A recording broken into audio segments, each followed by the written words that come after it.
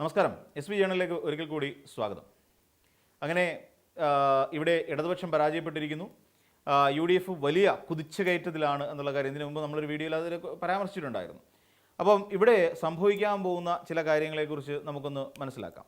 ഇവിടെ നിലവിലിപ്പോൾ NDAയും ഇവിടെ ഒരു അക്കൗണ്ട് തുറക്കുകയും ശക്തമായ നിലയിൽ അല്ലെങ്കിൽ NDA എന്നുള്ളൊരു മുന്നണി കേരളത്തിൽ നടത്താൻ പറ്റുന്ന തരത്തിലുള്ള ഒരു മുന്നേറ്റം നടത്തി എന്ന് നമുക്ക് കരുതാം. അത്യാവശ്യം ഒരു മുന്നേറ്റം അവർക്ക് നടത്താൻ കഴിഞ്ഞിട്ടുണ്ട്. ഇനിയും എന്നാൽ ഇതിനകത്തെല്ലാം പല പ്രമുഖരും പരാജയപ്പെട്ടു. നമുക്കറിയാം, കുമ്മനം രാജശേഖരൻ 3ാം സ്ഥാനത്തേക്ക് പിന്തള്ളപ്പെട്ടു. കുമ്മനം രാജശേഖരൻ അത്ര മോശപ്പെട്ട ഒരു സ്ഥാനാർത്ഥിയാണ് എന്ന് നമുക്ക് അംഗീകരിക്കാൻ കഴിയുന്ന കാര്യമൊന്നുമല്ല. അതോടൊപ്പം K. സുരേന്ദ്രൻ ഇത്തവണയും മഞ്ചേശ്വരത്ത് നിന്ന് പരാജയപ്പെട്ടു എന്നുള്ള വാർത്തകളും വരുന്നുണ്ട്. അതോടൊപ്പം തന്നെ നമുക്കറിയാം, ശോഭാ സുരേന്ദ്രൻ എന്ന് പറയുന്ന അതിശക്തയായ വനിതാ കാൻഡിഡേറ്റ്, ഇനി ഒരുപക്ഷേ ശോഭാ സുരേന്ദ്രന് കേരളത്തിൽ ഇനി ഒരിടത്ത് പോലും മത്സരിക്കാൻ കഴിയാത്ത ഒരു സാഹചര്യമുണ്ട്. അവരും പരാജയപ്പെട്ടിരിക്കുന്നു എന്നുള്ളതാണ് നമ്മൾ മനസ്സിലാക്കുന്ന ചില കാര്യങ്ങൾ. അപ്പോൾ ശോഭാ സുരേന്ദ്രൻ, K. സുരേന്ദ്രൻ, കുമ്മനം രാജശേഖരൻ അങ്ങനെ തുടങ്ങി പ്രമുഖർ പലരും മത്സരിച്ച ഈ തെരഞ്ഞെടുപ്പിൽ UDF അല്ലെങ്കിൽ NDAക്ക് വലിയ നേട്ടമുണ്ടാക്കാൻ കഴിയാതെ പോവുകയും അവർ കൃത്യമായി ഇത്തവണ അഞ്ജലി നായരെ പോലെയുള്ള, ലക്ഷ്മി നായരെ പോലെയുള്ള അങ്ങനെ കുട്ടിക്കളി കളിക്കുന്ന രീതിയിലുള്ള കുറേ എന്താ പറയുക സ്ഥാനാർത്ഥികളെ 2020 നിന്നും നമ്മുടെ എന്താ പറയുക അഖിൽ മാരാരെ പോലുള്ള കുറേ സ്ഥാനാർത്ഥികളെ ഇറക്കിക്കൊണ്ടാണ് ഇത്തവണ 2020 ഒരു കൂടുതൽ പ്രാധാന്യം കൊടുത്തു. BDJSന്റെ കുറേ ആൾക്കാരെ കായംകുളം പോലെയുള്ള വളരെ പ്രാധാന്യമുള്ള മണ്ഡലത്തിൽ കൊണ്ടുവന്ന് BDJSനെ കൊണ്ടുവന്ന് പോസ്റ്റ് ചെയ്യുക, അങ്ങനെ തുടങ്ങി വലിയ കളികൾ അവിടെ കളിക്കുന്നതിന് പകരം ചെറിയ ചെറിയ ഇരയിടുകയായിരുന്നു ശരിക്കും നമ്മുടെ NDA പോലെ ഒരു മുന്നണി കേരളത്തിൽ ചെയ്തത്. എന്നാൽ NDA ഇങ്ങനെ ചെയ്തതിൻ്റെ പിന്നിൽ വേറെ ഏതെങ്കിലും തരത്തിലുള്ള ഒരു കളി ഇവിടെ ഉണ്ടോ?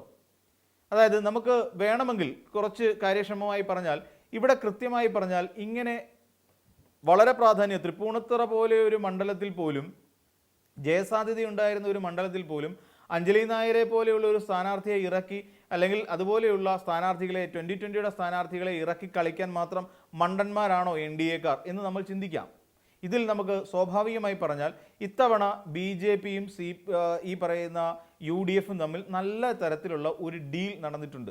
ഇതിന് മുന്നോടിയായി നമുക്ക് കാണാൻ കഴിയുന്ന, അല്ലെങ്കിൽ ഇതുമായി ബന്ധപ്പെട്ടുകൊണ്ട് അങ്ങനെ നമുക്ക് എന്തെങ്കിലും സംശയം വന്നാൽ, കഴിഞ്ഞ ദിവസങ്ങളിലൊക്കെ ഈ വോട്ടിങ്ങിൻ്റെ തലേ ദിവസം അല്ലെങ്കിൽ വോട്ടെണ്ണലിൻ്റെ തലേ ദിവസമൊക്കെ VD സതീശൻ ബാംഗ്ലൂരിൽ പോയി JDUവിൻ്റെ ഒരു സ്ഥാനാർത്ഥിയുമായി അല്ലെങ്കിൽ നേതാവുമായി കൂടിക്കാഴ്ച നടത്തിയതുമായി ബന്ധപ്പെട്ടുകൊണ്ടുള്ള ചിത്രങ്ങളും ദൃശ്യങ്ങളും ഒക്കെ പുറത്തേക്ക് വരുന്ന ഒരു സാഹചര്യം ഉണ്ടായി.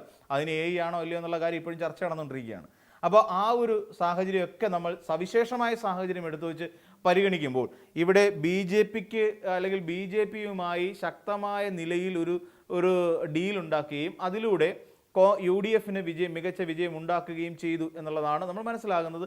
അങ്ങനെ വേണമെങ്കിൽ നമുക്ക് വായിച്ചെടുക്കാം. അങ്ങനെ സ്ഥിതിവിശേഷം അങ്ങനെയാണെങ്കിൽ നമുക്കറിയാവുന്ന പോലെ മുസ്ലിം ലീഗ് ഇവിടെ ഒരുപാട് കാര്യങ്ങൾ ഇവിടെ സംഭവിച്ചിട്ടുണ്ട്. അതായത് ഏറ്റവും പ്രധാനമായിട്ട് വരുന്നത് കമ്മ്യൂണിറ്റി വോട്ടുകളാണ്. അതായത് നമ്മുടെ കമ്മ്യൂണൽ വോട്ടുകൾ ഒരു വശത്തേക്ക് കേന്ദ്രീകരിക്കപ്പെട്ടു എന്നുള്ളതാണ്. അതായത് ഏകപക്ഷീയമായി പോയി ഇത്തവണ ന്യൂനപക്ഷ വോട്ടുകൾ എന്നുള്ളത് നമുക്ക് മനസ്സിലാക്കാം.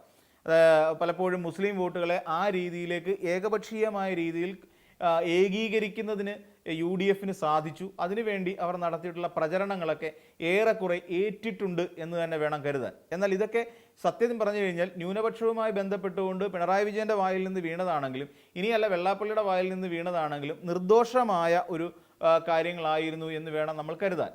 അപ്പം ഈ രീതിയിൽ കാര്യങ്ങൾ മുന്നോട്ട് പോകുന്ന ഒരു സാഹചര്യം ഉണ്ടായിരുന്നു. അപ്പം ഇവിടെ എവിടെയൊക്കെയോ ചില ഡീലുകൾ നമുക്ക് കാണാൻ കഴിയുന്നു എന്ന് വേണമെങ്കിൽ പറയാം. ആ ഡീൽ എന്ന് വെച്ചാൽ ഈ പറയുന്ന 12 അധികം അല്ലെങ്കിൽ 1 ഡസനോളം വരുന്ന മന്ത്രിമാരെ പരാജയപ്പെടുത്തുക.